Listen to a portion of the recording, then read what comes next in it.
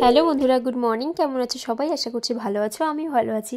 তো আজকে সকালে উঠে ঘরের যা প্রতিদিনের বাসি কাজবাজ থাকে তো সেগুলো সব কমপ্লিট করে ওদিকে আমি রান্না করছিলাম। তো করতে করতে এদিকে আবার এসেছি কুলারটা পরিষ্কার করতে।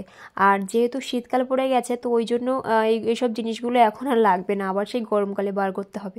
তো তাই জন্য কুলারটাকে পরিষ্কার করে তুলে রাখবো প্যাকিং করে। তো এটা হাজব্যান্ডই করছিল। তো হাজব্যান্ড এটা মানে পরিষ্কার করতে করতে আবার কলে না বাটি পড়ে গেছে, তো তার জন্য কলটা ঠিক করছিল। তো ওই জন্য বাকি কাজটা আমি কমপ্লিট করে নিলাম, নিয়ে জল ঝরাতে একটু রোদে রেখে দিলাম। আর এদিকে আমার রান্নাটা বসানো ছিল, তো রান্নাটা একটু ডিমের ঝোল করব, আলুটা জাস্ট ভেঙে। তো তারপরে খাওয়া দাওয়া কমপ্লিট করে চান দান করে বেরিয়ে পড়েছি। দেখো দুপুরবেলা বেরিয়েছি আর রাস্তাটা না পুরো ফাঁকা। তো যেহেতু দুপুরে গাড়ি কম চলে সেই জন্য তো চলে এসেছি। দেখো আর দেখে তোমরা বুঝতেই পারছো কী জন্য এসছি আর কোথায় এসছি।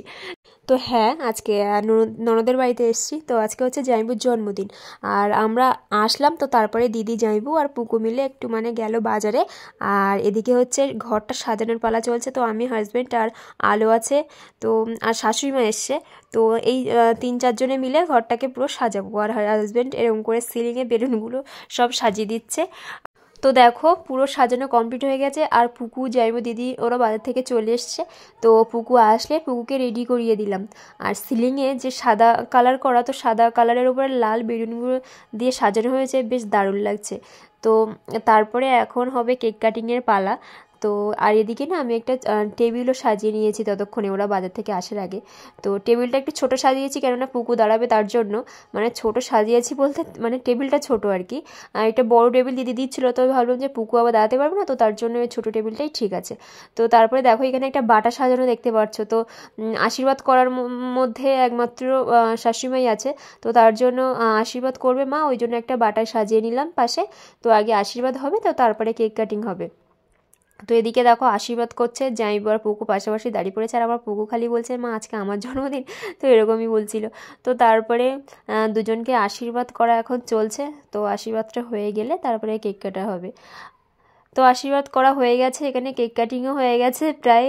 তো এখন হচ্ছে জামাইবু সবাইকে খাইয়ে দিচ্ছে। ফার্স্টে তো আমার পুকু, তো পুকুকে খাইয়ে দিচ্ছে। আর এদিকে দেখো সোনো স্প্রে দিয়ে পুরো আমার ক্যামেরাটাই ঝাপসা করে দিয়েছে।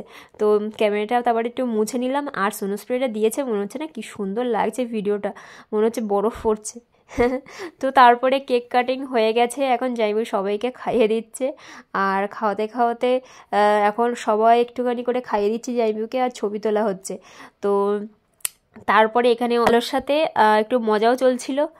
কেক কাটিং হয়ে যাওয়ার পরে একটু সবাই মিলে একটু আড্ডা মজা করছিলাম আর কি। তো তারপরে খাওয়া দাওয়ার পালা চলে এলো। তো আজকে না মার আজকে না সরি মানে যেদিন ভিডিওটা করেছি সেদিন হচ্ছে একাদশী ছিল।